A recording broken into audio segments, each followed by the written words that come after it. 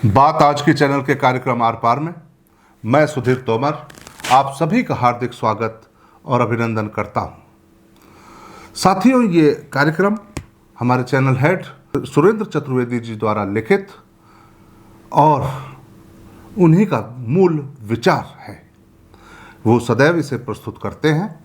उनकी अनुपस्थिति में मैं इसे आपके समक्ष प्रस्तुत कर रहा हूं। ये ब्लॉग ऐसा है जो बहुतों का जायका बिगाड़ देगा। बेहतर होगा पूरा न पढ़ें। अजमेर बंद सफल रहा। इससे पहले और भी कई शहर बंद रहे। विजयनगर की शर्मनाक वारदात के विरोध में हिंदू समाज संगठित हुआ।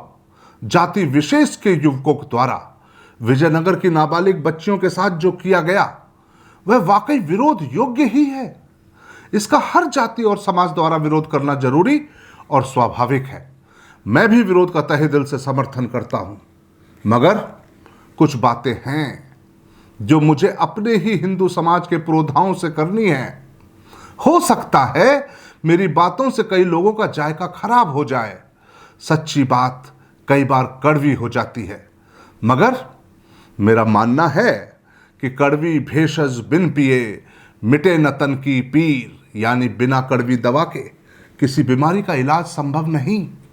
मेरा सकल हिंदू समाज से कड़वा प्रश्न है, क्या बंद और विरोध से यह बीमारी खत्म हो जाएगी? होनी होती तो अजमेर के पुराने ब्लैकमेल कांड के बाद हुए विरोधों और बंद से ही हो जाती। क्यों पूरे देश में लव जिहाद, ब्लैकमेल कांड, जघन्य हत्याएं और वर्ग विशेष के षड्यंत्र जारी रहते? क्यों हमारी बच्चियों को बरगलाने और धर्म परिवर्तन का सिलसिला बरकरार रहता? जरूरी कहीं कोई ऐसी बीमारी है जिसे हम समझ नहीं पा रहे, या कहिए कि समझना नहीं चाहते। ये विरोध, ये सिलसिलेवार बंद जनमत के लिए जरूरी है। सरकार पर इससे दबाव बनता है, तंत्र चाक चौबंद होता है, पर इतना करना ही पर्याप्त है क्या? हमको शहर के विरोध और बंद के साथ साथ घर के बंद और विरोध के बारे में भी सोचना होगा। बहुत सी कड़वी बात करनी है। इसीलिए आपसे विनम्र प्रार्थना है कि अपने अंदर के दुराग्रहों और कुंठाओं से मुक्त होकर वैचारिक धरातल पर आ जाएं, या फिर इसे सुनना बंद कर दें। यदि हम घर की खीर को थाली में परोसकर घर के बाहर बने चबूतरों पर रख दें और यह सोचकर चलें कि बिलाव या कुत्तों की नजर से यह खीर बची रहेगी, तो यह हमारी किस स्तर की समझदारी होगी? गांव के बाड़े में मजबूत चारदीवारी ना हो और जंगली जानवर आपकी जान से प्यारे मवेशियों को उठाकर ले जाएं, तो इसे आप क्या कहेंगे? मेरे प्रबुद्ध मित्रों, हमारे साथ यही हो रहा है। हमारे घर की चार दीवारियां खुली हुई हैं। हिंसक भेड़ियों की पूरी जमात घात लगाए बैठी है। जरा सावधानी हटी और दुर्घटना घटी। अब संस्कृति हमारे घर के आंगन में ही नहीं, अब तो हर कमरे तक पसर चुकी है। स्टडी रूम, बेडरूम, रसोई, अन्य हिस्सों तक, और कड़वा कहूं तो हमारी सोच तक भी। हमारी संतानों को हमने स्वतंत्रता दे दी है अंग्रेजी सोच के साथ। शर्मो हया ने हमें निर्वस्त्र कर दिया है। आधुनिकता को हमने अपनी जिंदगी में इस तरह शामिल कर लिया है कि हम यूरोपियन चाल ढाल को लाइफ स्टाइल मानने लगे हैं। फैशन ने हमें और हमारी औलादों को गुलाम बना लिया है। यही एक वजह है कि मुझे यह व्यंग कहना पड़ा, यदि अंग प्रदर्शन ही फैशन है तो हम बहुत अभागे हैं। जानवर इस दौड़ में हमसे बहुत आगे हैं।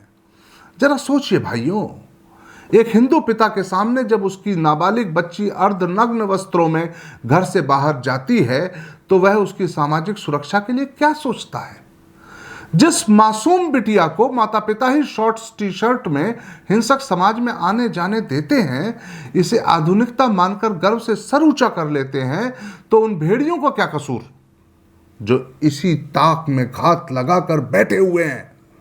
उन माता पिताओं को आप क्या कहेंगे जो खुद फैशन की आग में झुलसे हुए हैं? अर्धनग्न माओं और नशेबाज बापों की बेटियों को आप कैसे और कितना सुरक्षित मानते हैं? नौकरी पेशा माँ बापों के बच्चे जब नौकरों के भरोसे पल रहे हों, तब उनकी सुरक्षा कैसे संभव हो सकती है? जिन घरों में रात भर महफिलें सजाई जाती हों, देर रात तक घरों में नशे बाजों के ठाके गूंज रहे होते हों, तब जवान होती बेटियों के परों पर कैसे नियंत्रण रखा जा सकता है? गर्व से कहो हम हिंदू हैं। किस बात से हिंदू होने का गर्व है हमें? आखिर किस बात से गर्वित हैं आप? इस बात से कि कोई बाज आपकी कोयल को झपट्टा मारकर उड़ा ले जाए और आप हिंदूवादी संगठनों और पुलिस वालों से बाजों के चंगुल से अपनी कोयलों को बचाने की गुहार लगाते रहे? हाल ही में अजमेर से एक जैन समाज की युवती को टोंक का एक समुदाय विशेष का युवक भगा ले गया। आरएसएस के कुछ जाबाज सनातनी पुलिस की मदद से युवती को अजमेर तो ले आए, लेकिन जैन समाज के संत साध्वियों, हिंदू समाज की महिलाओं ने बच्ची को हर तरह से समझाया, लव जिहाद की दर्जनों आपराधिक वारदातों का हवाला दिया। बच्ची के जब मजिस्ट्रेट के सामने बयान हुए, क्या हुआ? बच्ची ने मां बाप के साथ रहने से मना कर दिया। मां बाप ने तो पहले ही कह दिया था कि बेटी उनके लिए तभी मर गई थी जब घर से भागी थी। अरे नादान मां बापों, आपकी बेटी तो बहुत बाद में मरी।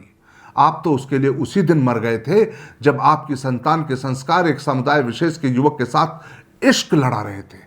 अजमेर, ब्यावर, किशनगढ़, केकड़ी और कहां के नाम गिनाऊं, यहां तो जिसकी पूंछ उठाओ वही माता है।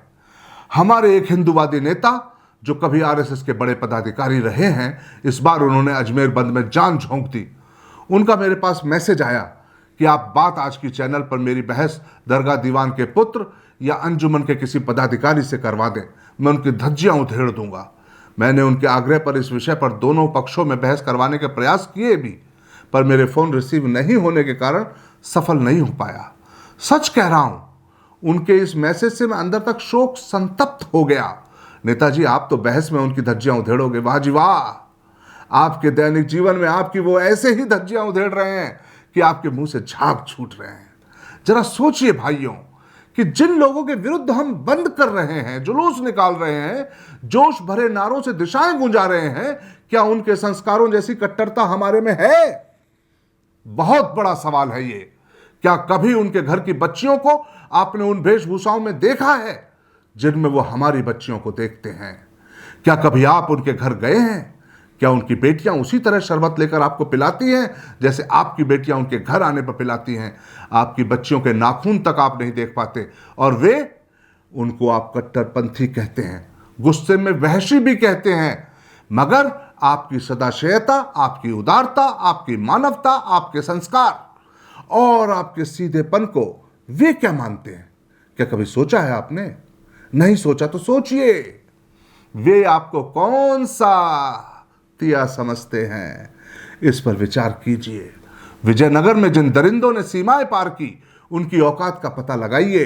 पुताई वाले, फर्नीचर का काम करने वाले, मजदूर किस्म के सर्वहारा मजदूर, जरा सोचिए उनके हत्थे कैसे चढ़ गई हमारे अच्छे घर की संस्कारी बेटियां। आखिर कहीं तो कमी रह गई हमारी परवरिश में?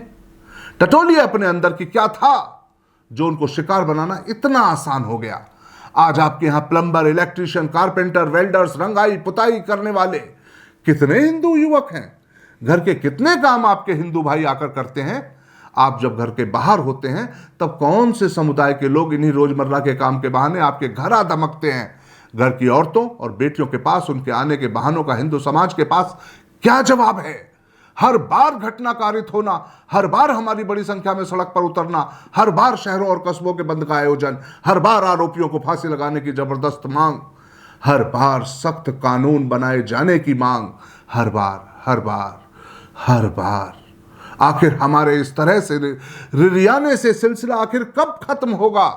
यह सवाल अजमेर का वह निहत्था पत्रकार सुरेंद्र चतुर्वेदी आपसे पूछ रहा है, जिसने 30 साल पहले ऐसे ही कुछ दरिंदों के विरुद्ध जमकर अभियान छेड़ा था।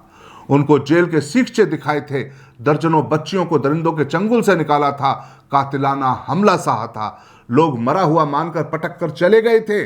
अलवर गेट थाने में मामला दर्ज हुआ था, मामले में पुलिस ने एफआईआर लगा दी थी, कोई हमलावर पकड़ा नहीं गया था।